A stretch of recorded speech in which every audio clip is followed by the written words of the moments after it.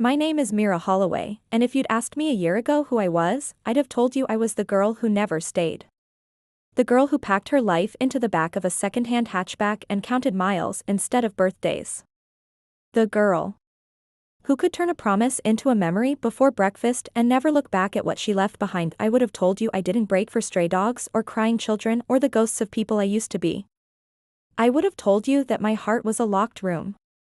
And I was the only one who knew where the key was buried, but life loves to call your bluff when you say never. And mine came for me on a night so cold I could feel my bones shiver. Under all the walls I'd built. It was February when he found me, or maybe I found him. I'd been driving for 13 hours, chasing the last bit of work before my contract dried up and the money ran out again. I'd been living out of motels and half-frozen gas station coffee. I told myself it was freedom. I told myself the ache behind my eyes was proof I hadn't made a mistake walking out on a life that looked good on paper but felt like drowning under glass. But the truth is, I was tired. Not the kind of tired sleep fixes, the kind that seeps into your blood and whispers this is it, this is all you are now. So when the snow started falling faster than my headlights could catch, I pulled off the interstate and into a rest stop that looked like it had given up being useful decades ago. An old diner, closed. Gas pumps that might as well have been ghosts. The sign above the bathroom door swinging in the wind like it was waiting for someone to fix it, but knew no one ever would. I killed the engine. Silence rushed in so fast it made my teeth hurt. I sat there, staring at my reflection in the black window, hollow eyes, cracked lips, a single strand of hair stuck to my forehead with sweat and cheap dry shampoo. I told myself I'd just rest my eyes. 10 minutes. Then back on the road. Back to the next thing, the next place, the next lie. That said, I don't need anyone. I don't need anything. Then something moved in the snow. At first, I thought I'd imagined it, the wind whipping up drifts, the kind of trick the dark plays on you when your brain is slipping sideways from exhaustion. But then I saw it again. A shape. Low. Hesitant. Something too alive to be a drifting branch or a stray bag caught in the wire fence. I squinted through the fogged glass. A dog. Of course it would be a dog. Because if the universe really wants to break you, it won't send a monster with claws, it'll send a pair of eyes you can't lie to. I should have looked away. I should have turned the key, let the engine sputter back to life, and driven. Until the shape in the snow was just another bad dream I left behind. But I didn't. Instead, I cracked the window. Just enough for the cold to slap me awake. Just enough for the wind to carry the faint sound of nails clicking on frozen asphalt. He stopped a few feet from my door, legs shaking, for so matted I couldn't tell what color he was under all that dirt and ice. No collar. No tags. No chance. He didn't bark. Didn't growl. He just looked at me. One look. You'd think it would be sad. But it wasn't, not exactly. That look wasn't pleading, it was patient. A soft, quiet I see you. Like he knew what I was before I even rolled down the glass, and something in me, the part I'd duct taped shut years ago when I'd slammed my apartment door on a life full of other people's demands, cracked open like ice under boot. Salsed, I pushed the door wide. The wind punched inside, bringing snow that stuck to my jeans, my hair, my breath. Hey, buddy, I whispered, like he could answer me. Maybe he did. He took one step forward. Then another, close enough that when he stopped, I could see the flecks of snow caught in his whiskers, the raw pink skin on his paws where the fur had worn thin. He smelled like old leaves and something older, the scent of every mile he must have walked to get here. He didn't flinch when I reached out. Just lifted his head, slow, like he was daring me to decide. I pressed my hand to the side of his neck. His fur was coarse, cold, wet. But under that was warmth. Life. One look. One touch. I'd built cities inside my ribcage to keep people out. But one heartbeat under my palm, and it all came down like rotten timber. I opened the back door. He hesitated, just for a heartbeat. Then he jumped in like he'd always known it was waiting for him. He curled up on a pile of flannel shirts I'd been too lazy to wash, circled once, then rested his chin on my duffel bag.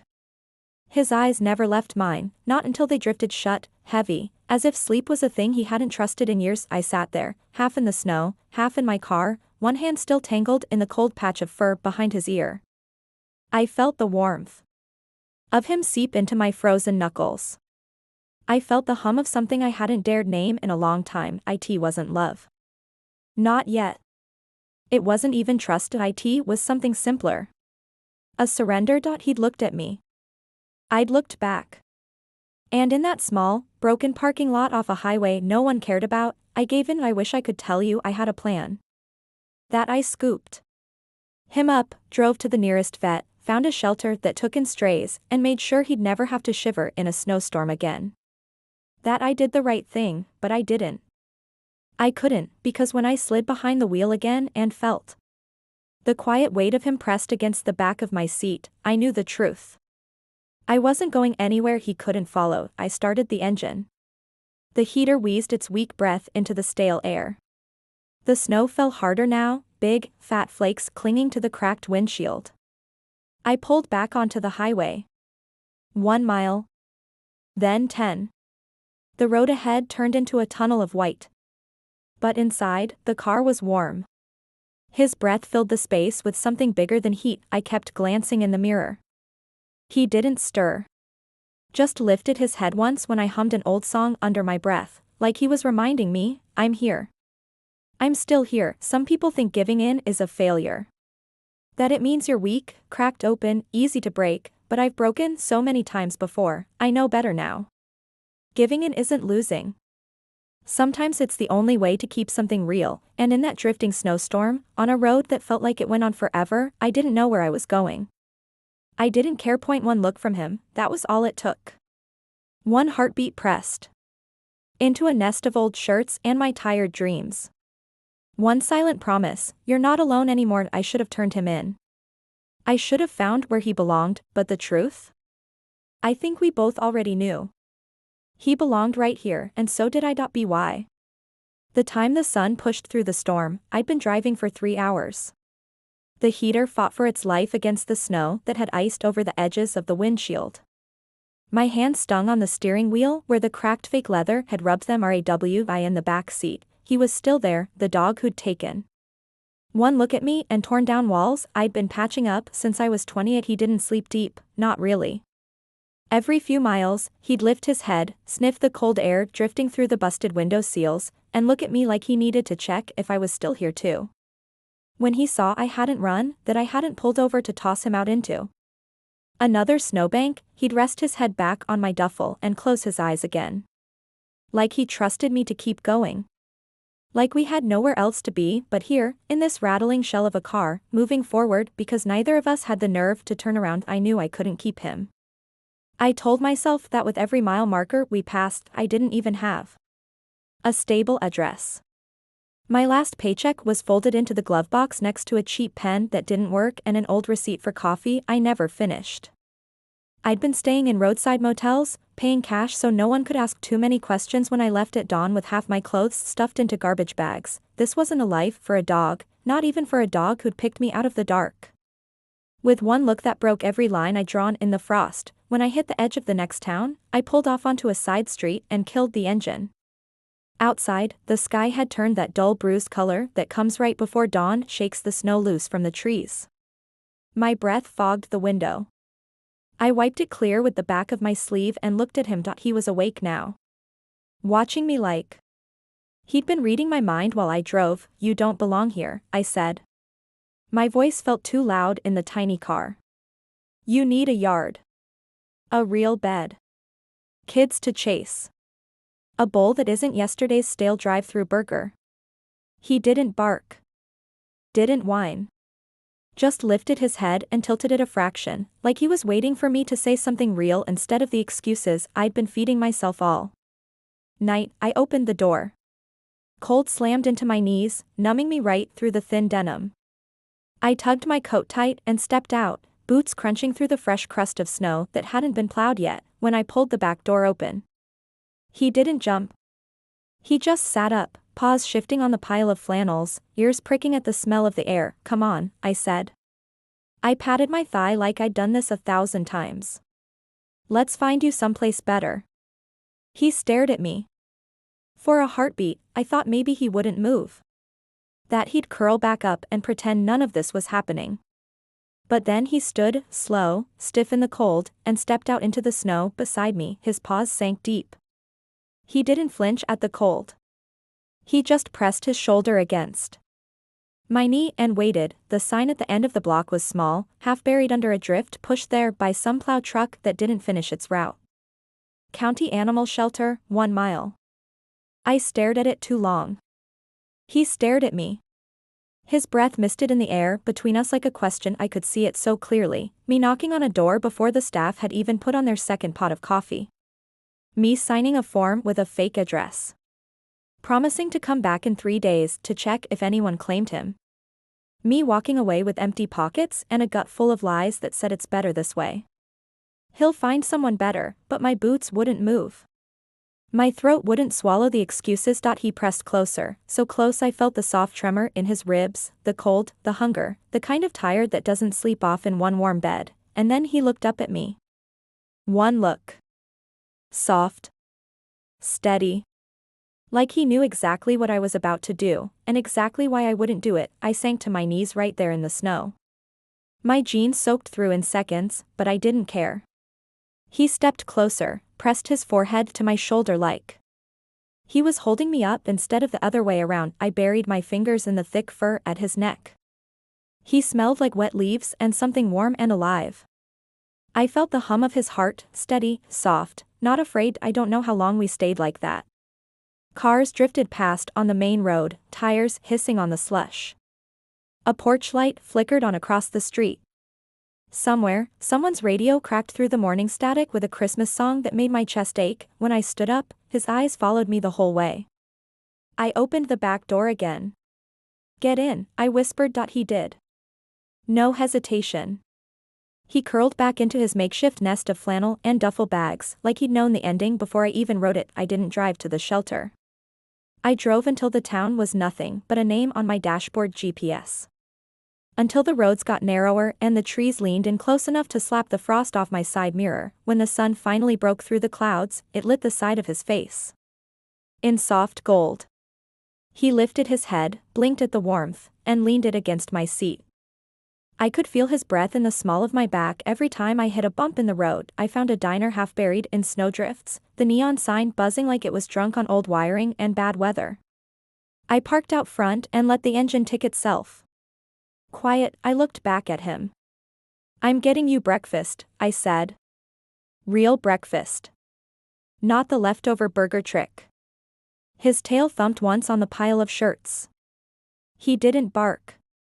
He didn't need to. Inside the diner, I ordered enough eggs and bacon for a family. The waitress didn't look twice at my damp jeans or the stray fur clinging to my sleeves. She handed me 2 paper bags and told me to watch out for black ice on the back steps. When I got back to the car, he was sitting up, nose pressed to the fogged glass, tail thumping harder. When he saw me, I cracked the door. The smell hit him first, warm, greasy, good. He licked his chops and looked at me with those eyes that made the word no melt out of my bones. I tore the bacon into pieces and held out my palm. He didn't snatch it. Didn't bite too fast. He ate careful, gentle, his cold nose brushing my wrist every time he leaned in for another bite. I felt it again, that soft drum under my skin that wasn't mine but felt like it had always been waiting there. One look, one touch, one heartbeat at a time. This dog was rewiring the part of me that swore it would never belong to anyone. When the bags were empty and the sky started to spit fresh snow, I sat there with him. My seat turned sideways so I could tuck my legs up and rest my arm over the back of the seat. He crawled forward until his head pressed into my lap, just heavy enough to pin me there like a promise. I ran my hand over his ears. He huffed a soft sigh that warmed my stomach through my thin sweater. I thought about the shelter. About how easy it would be to drop him at some front desk and walk away with my excuses neat and believable, but he looked up. One look. And I knew, just like that first night, that I wasn't going anywhere without him. By the end of that day, the sky turned clear and sharp, the kind of blue that makes the cold feel deeper. I drove until my back ached and my neck buzzed with the ghost of sleep I kept pushing off. He stayed curled in the back seat, sometimes lifting his head when we hit a pothole, sometimes pressing his nose to the crack in the window to sniff at the wind. Once, when I glanced in the mirror, I swear he was smiling, mouth open, tongue just poking past his teeth, eyes soft like he was daring me to turn the car around and admit I'd made a mistake, but I didn't turn around. I didn't pull over. I just kept going, telling myself I'd figure it out tomorrow. Because that's what I did. Tomorrow was always my favorite lie. That we found a tiny motor lodge at the edge of a county line I didn't bother to read. A row of doors painted cheap brown under a flickering string of Christmas lights that hadn't seen December in years. The sign said, "No pets," in red vinyl letters that peeled at the edges. I stared at that sign while he sat on the back seat, watching me with his ears perked like he knew exactly what it meant. No dogs. No muddy paws on cheap carpets. No fur in threadbare blankets. No place for him. Inside the office, the man at the front desk looked like he'd come with the place, gray hair pulled into a ponytail, heavy sweater with a tear under the left armpit. He pushed his glasses up his nose and squinted at me. "Single room?" he asked. His voice sounded like static. Yeah. I tapped my credit card on the sticky counter. I kept my face calm, my shoulders squared. Like I hadn't spent the last few nights sleeping half awake with one ear tuned for the sound of him shifting in the back seat. He slid the key across the counter. "No parties, no smoking, no pets," he recited. I nodded. Didn't say a word. Just signed the slip with a name that might have been mine once, if I squinted at it hard enough. When I unlocked the door, he didn't jump out right away. He waited until I knelt on the concrete slab outside, the cold seeping through my jeans. I held the door open wide enough that the stale warmth of the cheap heater drifted out and touched his nose. He looked at me, that look again, then stepped past me like he'd been invited into places like this his whole life. Like he'd always belonged inside. He sniffed every corner, the sagging bed, the peeling curtains, the mini fridge that rattled when the compressor kicked on. I dropped my bag by the door and sat cross-legged on the edge of the bed, waiting for him to settle. When he did, he curled up on the thin carpet right beside my foot, so close I could feel the heat of him seeping into my ankle through my sock thigh. Should have felt guilty. I should have worried about the rules, about the man at the front desk and his no pets policy. About the extra charge on my credit card if he heard nails on the floor or smelled wet fur in the blankets, but one look, one soft huff of breath against my skin, and all of that dissolved into the carpet. Like every other excuse I'd told myself since I found him on the side of that icy road, I didn't have food for him. Not real food. Just a half-empty bag of stale pretzels and the last piece of cold bacon I'd wrapped in a napkin from the diner. I held it out in my palm. He sniffed it once, then gently took it between his teeth, careful not to scrape my skin. He ate like it was something holy and slow, deliberate, never greedy. When it was gone, he licked the crumbs from my palm. His tongue was warm and rough, and made my chest ache in a way I couldn't name. I didn't have a name for him yet either. I'd thought about it on the drive, rolling old names around in my head like river stones, hoping one would feel right when I looked at him. Buddy. Ranger. King. But none of them fit. He didn't feel like any of those.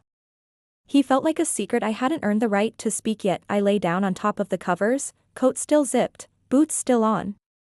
He didn't move at first. Just watched me with those eyes that said, "You're not fooling me." Then he stood, turned once, and curled up right against my hip, his head resting on my thigh like a lock I didn't know how to pick. I fell asleep with my fingers buried behind his ear, the soft rhythm of his breathing filling every empty corner of that stale, borrowed room. I don't know how long I slept. Long enough for the gray dusk to slip into black. Long enough for my phone to buzz itself dead with emails I didn't bother to answer. I woke up to the sound of his soft whine, just one. A gentle reminder that he was there. That the world outside the four thin walls hadn't vanished just because I wanted it to. I sat up too fast. My head spun. He lifted his head, ears perked, eyes fixed on the door. A low bark, not loud, just enough to say something's out there. A knock. 3 sharp raps. A voice through the cracked door, "Ma'am? It's the manager. Got a second?" My pulse stuttered. He shifted closer to my knee, pressed his shoulder against mine, the heat of him steady and solid in the dark. I cracked the door an inch. Cold air slipped in, along with the stale smell of the parking lot, exhaust and melting snow. The man in the torn sweater frowned at the shape beside my leg. I heard barking, he said flatly. His eyes flicked to my boot, where tufts of fur clung to the cuff like a confession I couldn't sweep away. Did you bring a dog in here? My mouth opened, but nothing came out. I thought about lying, about claiming he'd just followed me in, that I'd called animal control, that he'd be gone by morning, but I felt him press his chest harder into my shin. One warm huff against my sock point, one look up at me. One silent promise, don't lie about me. Don't lie about us. I exhaled through my teeth. Yes, I said. He's mine. The manager's frown deepened. We don't allow. I know, I said. I cut him off before he could finish the rule I'd broken. I know. I'm sorry. I'll pay the fee. I'll clean it up. I couldn't leave him outside. He looked at me like he wanted to argue. Like he wanted to tell me about insurance, carpet stains, noise complaints. But then he looked at the dog, my dog, sitting there with his big, steady eyes, tail thumping once against the bed frame like he was backing me up without saying a word. The man sighed. Scratched his stubbled chin. It's 20 extra. He muttered. Cash. No receipt. I fumbled in my pocket for the crumpled bills I'd stuffed there at the last gas station. I didn't care if it was fair. I didn't care if he'd pocket every penny and never tell his boss. I handed it over. He took it. And when he left, the door thumped shut on the cold. I looked down at him. He looked up at me. One look. That was it. I dropped back to the bed, boots still on, coat still zipped. He climbed up beside me, no hesitation now, and curled himself into the curve of my ribs like he'd been there forever, and maybe he had. I lay there, one hand draped across his shoulders, feeling the quiet drum of his heartbeat through my palm. I didn't know where we'd go next. I didn't know what I'd feed him tomorrow, or how I'd stretch my last dollars far enough to keep a roof over our heads for another night, but none of that mattered, because one look from him, and every rule I'd made for myself dissolved like salt and snow that I'd given in, and I wasn't sorry. At BY morning, the frost on the parking lot was gone, melted into thin puddles that reflected the washed-out sky. I sat cross-legged on the edge of the sagging bed, counting the crumpled bills in my wallet while he lay with his head in my lap, breathing warm into my wrist like he could steady my pulse just by existing. At $32. That was it. Enough for gas, maybe, if I drove slow and the tank needle stayed honest. Not enough for more motel nights. Not enough for the next roadside breakfast I promised him when I tore the last strip of bacon in half like I could make a single meal stretch forever. I brushed my fingers through the rough patch of fur behind his ear.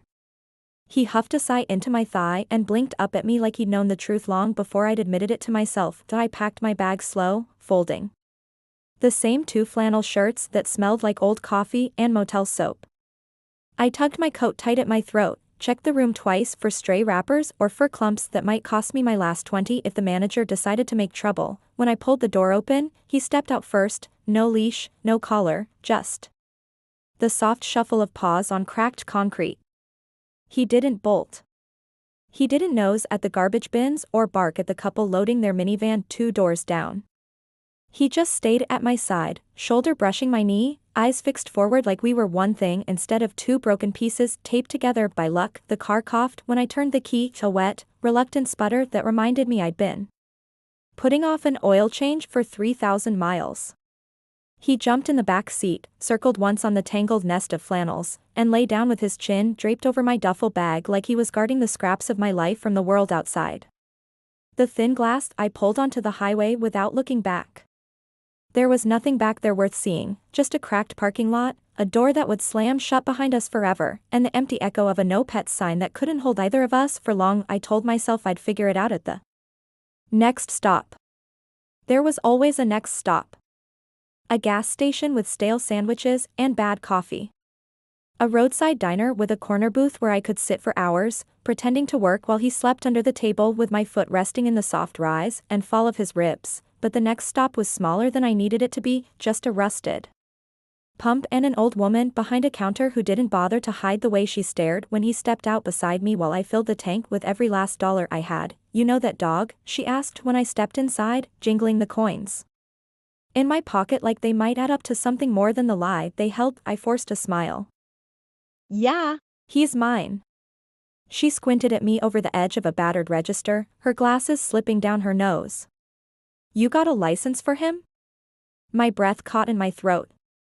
I knew what she meant, the little county tags, the proof he'd had shots and belonged to someone who'd paid their dues to the town hall. The things people who had real addresses carried in their wallets next to family photos and insurance cards. I didn't have any of that. I had a bag of shirts that smelled like the back seat. A handful of coins that wouldn't even buy a single hot coffee. And him, pressed close to my calf, eyes fixed on the door like he could pull me through it if I didn't find the right lie fast enough. "He's a rescue," I said too quickly. "Just got him. Papers are coming in the mail." She didn't believe me. I saw it in the pinch of her mouth, the way she scanned the parking lot like someone might step out of the shadows and claim him with a leash and a soft voice. "Well," she said finally, her hand hovering over the pump override switch, "better get that sorted. Strays'll get picked up if you don't." I swallowed the salt at the back of my throat and nodded. Yeah. "I will." Back in the car, I slammed the door harder than I meant to. He pressed his nose to my elbow, warm breath huffing into the crook of my arm. One look, that look that said "I trust you." The same look that said "don't let them take me back." I raked a hand through my hair and stared at the empty stretch of two-lane road ahead of us. "I won't," I whispered. "I won't." The next town wasn't any bigger, just tighter. One main street with a post office, a diner, a grocery store with windows so clean they looked like they'd been polished by ghosts. I found a side lot behind the diner and let him out to stretch his legs. He didn't wander. He didn't bark at the stray cat that darted under a dumpster when he sniffed too close. He just circled once, looked back at me, and settled down in a patch of sun that cracked through the bare trees overhead. I sat down beside him, the pavement cold through my jeans. I could hear the hum of the diner, plates clinking, a cook yelling an order back to the kitchen. Smells that made my empty stomach twist tight enough to hurt. I felt his tail thump against my hip. One look, his chin tilted, eyes soft but steady.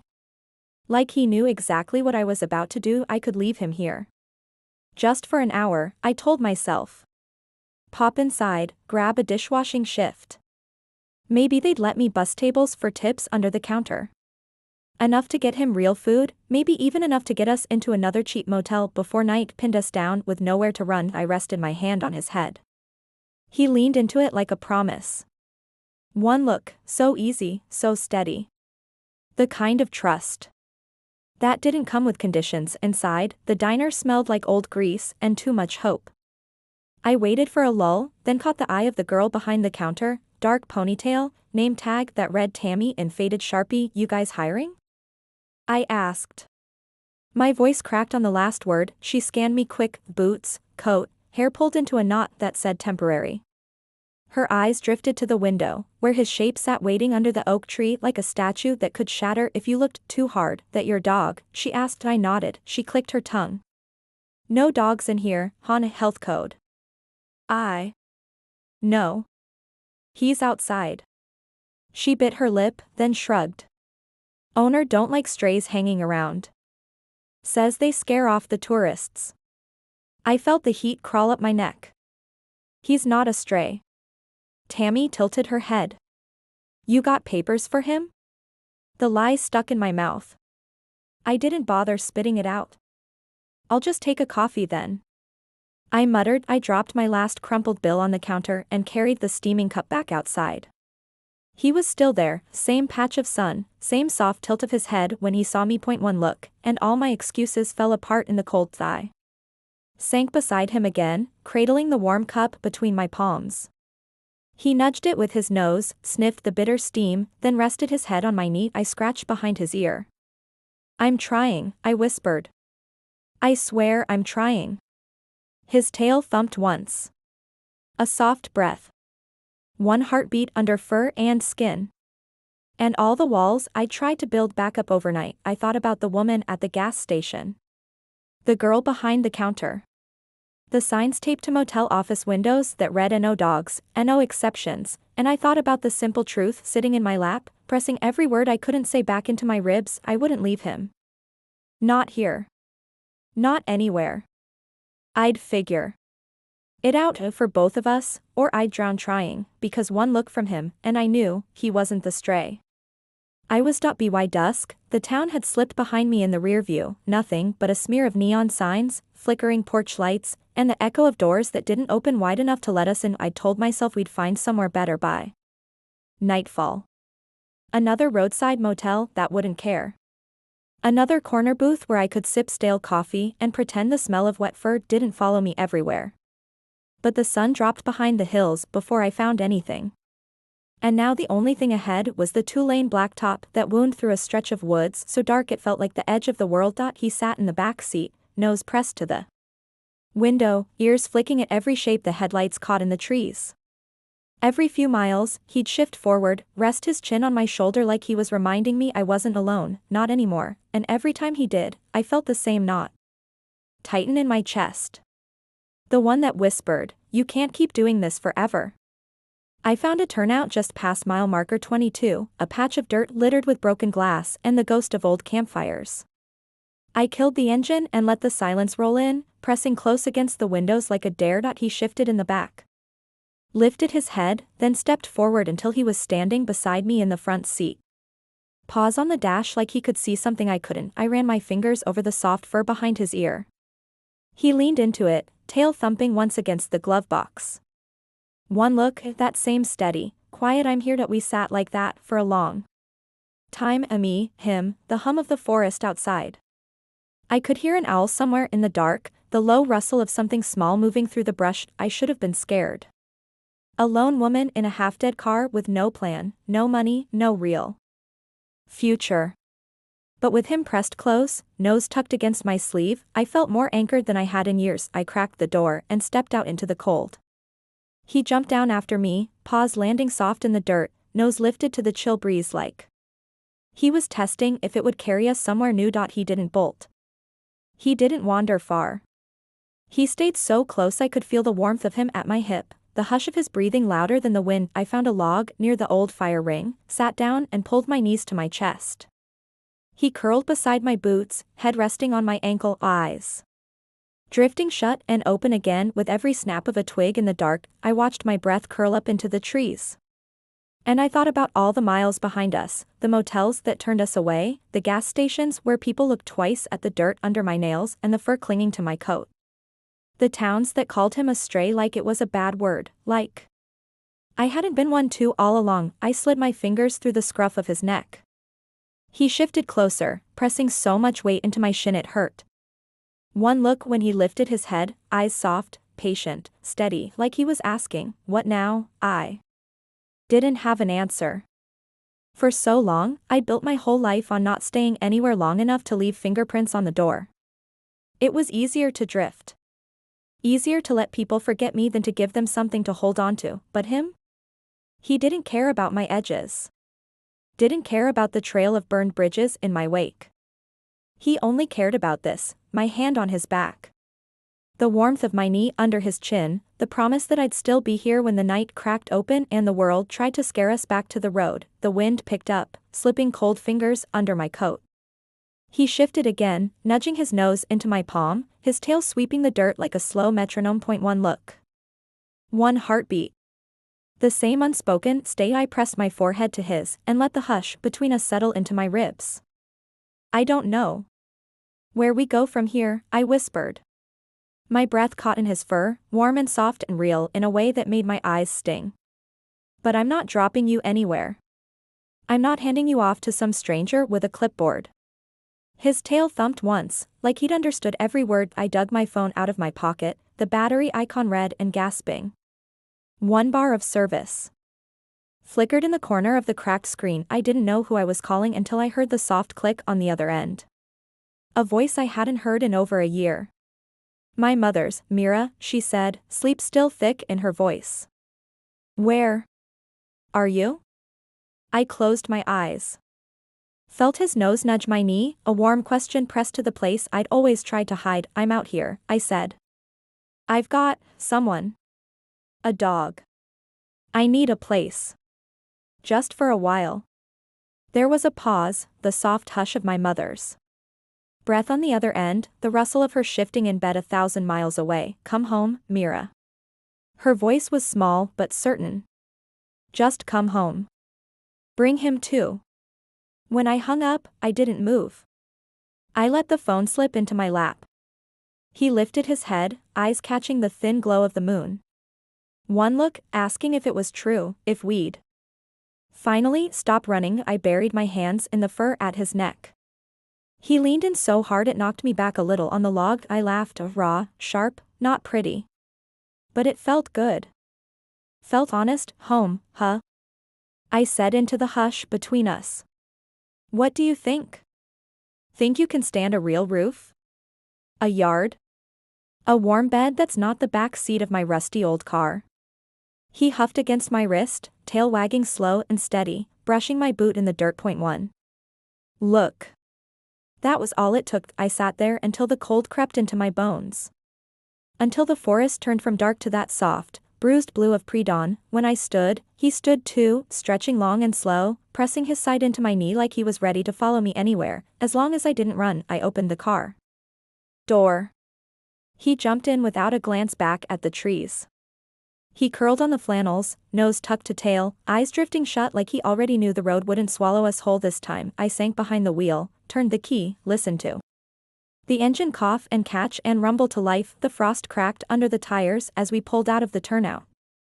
The road ahead looked like every other stretch of blacktop I'd ever driven, empty, endless, waiting to test my will, but this time, I wasn't alone. This time, I didn't want to be. Point one. Look from him in the mirror, eyes half shut, tail tapping slow against the duffel, and the word home didn't feel like a lie anymore. I didn't know if I'd stay forever. I didn't know if forever even existed for people like me, but I knew this: I wouldn't run tonight. I wouldn't run tomorrow, not from him. Not from this, because one look from my dog, and I completely gave in.